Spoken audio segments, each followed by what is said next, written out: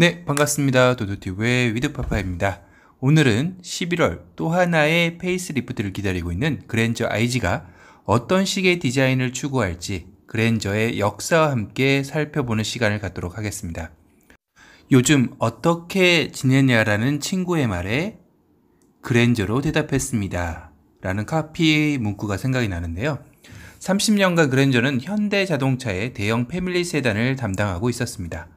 적어도 국내에서만큼은 성공의 아이콘, 중산층의 대표 세단으로 자리매김하며 항상 시대의 흐름과 같이 해왔던 게 사실입니다. 그런데 요 녀석, 이 제너시스가 나오면서 아쉽게도 이제는 중산층의 대표 세단의 이미지보다는 좀 더 젊고 스포티한 이미지로 변모하였죠. 1세대부터 6세대까지 성공한 중년 가장의 아이콘으로 자리매김하면서 근본 6세대 그랜저 IG 페이스리프트를 통해 그랜저 30년 역사에서 이제는 제네시스 브랜드를 제외하고는 제일 맏형으로서 현대그룹을 이끌어야 할 중차대한 역할을 맡게 되었습니다.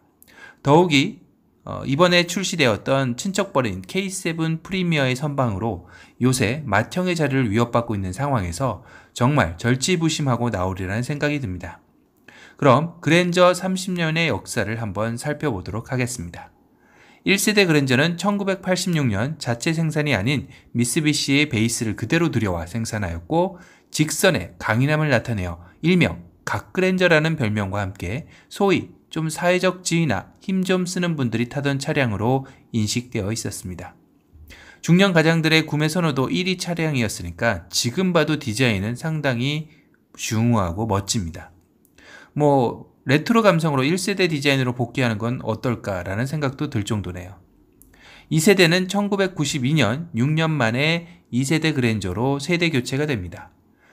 이때도 미쓰비시와 공동으로 개발은 했지만 그래도 이때부터는 파워트레인만 미쓰비시이고 외관은 현대에서 디자인하기 시작했습니다. 그래서 그런지 이때부터 직선보다는 약간의 곡선의 면을 강조하면서 1세대 그랜저가 남성적 이미지를 강조했다고 하면 2세대부터는 여성적인 면도 어느 정도 가미가 되기 시작했죠. 그래서 디자인만 놓고 보면 그랜저의 역사는 1992년부터라고 해도 과언이 아니겠죠. 이 당시 전장이 4980mm였으니 1세대 4685mm에 비해 굉장히 길어졌죠. 지금도 저 전장이면 상당히 큰 차량일 텐데요. 거의 제너시스와 10mm 정도밖에 차이가 안 났으니 엄청 큰 차였습니다. 그 당시 주차장 크기를 감안한다면 주차된 그랜저의 존재감은 대단했을 거라는 생각이 듭니다. 그러다 1998년 3세대 XG부터는 다시 한번 남성미를 강조하기 시작했습니다. 이때부터는 대중화에 자리 잡기 위해 많은 노력을 기울였죠. 일단 그랜저의 자리를 대체할 에쿠스를 출시하였습니다. 그러다 보니 전 세대 그랜저에 비해 판매량도 증가하고 성공한 젊은 CEO들이 타는 차량으로 인식이 바뀌게 되었죠. 즉, 좀 더 젊어졌다는 표현을 하는 게 맞을 것 같습니다. 그리고 2005년 해외 시장 진출을 위한 4세대 TG가 나오면서 3세대까지의 고급스러운 외관은 아쉽게도 사라졌지만 내구성이라든가 성능 편의 장비를 강화함으로써 높은 판매량을 유지하기 시작했습니다. 가장 많이 팔리고 지금도 많이 보는 차량인 것 같기도 합니다. 그런데 이때부터 소나타와 잘 구분이 가지 않은 건 저만의 생각일까요? 물론 패밀리 룩을 지향하지만 얼핏 보면 비슷해서 분간이 잘 안 될 정도였으니 말이죠. 그게 HG까지 이어집니다. 정면은 정말 분간이 안 갑니다. 다행히 그릴이 세로로 바뀌면서 어느 정도 구분을 할 수 있게 되었죠. 그리고 2011년 5세대 그랜저 HG가 나왔는데요. 이때부터는 차량이 상당히 스포티해지고 과감한 디자인이 적용됩니다. 이때부터 본격적으로 30, 40대를 겨냥하여 확실히 젊은 소비자층을 불러 모으기 시작하죠. 그리고 한 번의 페이스리프트를 거쳤죠. 하지만 미국식 플루이딕 스컬프처의 영향 아래 과감하면서도 스포티한 디자인인 그랜저 HG. 물론 광활한 실내 공간을 장점으로 삼았고 외관은 과감하게 그리고 팬더 위로 과감하게 치고 올라간 엄청나게 큰 헤드램프와 역동성을 강조한 굵은 선의 캐릭터 라인으로 해외 시장을 노렸지만 결과는 참담했습니다. 북미 시장에서 크게 성공한 YF 소나타에 비하면 그랜저 HG는 제너시스와의 판매 간섭과 소비자층에 어필하지 못해 판매량은 무척 실망스럽기 때문입니다. 이전 모델인 그랜저 TG는 2006년 26,000대의 판매고를 올렸지만 HG는 2013년 11,000대를 찍고 2015년에는 고작 5,500대밖에 팔리지 않았던 것이죠. 그러면서 미국 시장에서 철수하기에 이르릅니다. 물론 국내에서는 HG가 꾸준히 늘 3,000대 이상씩 팔렸지만 해외에서는 참담하기 이를 데 없었죠. 그리고 2016년 5년 만에 6세대 그랜저 IG가 조급하게 출시가 됩니다. 그래서 그런 과감한 HG 디자인을 벗어던지고 6세대 그랜저 IG부터는 보수적 이미지로 다시 회귀하기 시작했습니다. 최근에 그랜저라는 이름으로 미국 시장에 상표권을 등록하였죠. 이는 그랜저 IG 페이스리프트나 그 후속에서 북미 시장을 다시 한번 재등판하려는 큰 그림인 것 같습니다. 그만큼 이번 그랜저 IG 페이스리프트는 국내 시장뿐만 아니라 해외 시장까지 모두 만족시켜야 하는 중차대한 역할을 맡았기에 어깨가 무거워졌을 겁니다. 해외 시장을 염두에 둔 그랜저 IG 페이스리프트. 그래서 트렌드 반영에도 적극적일 수밖에 없는 IG.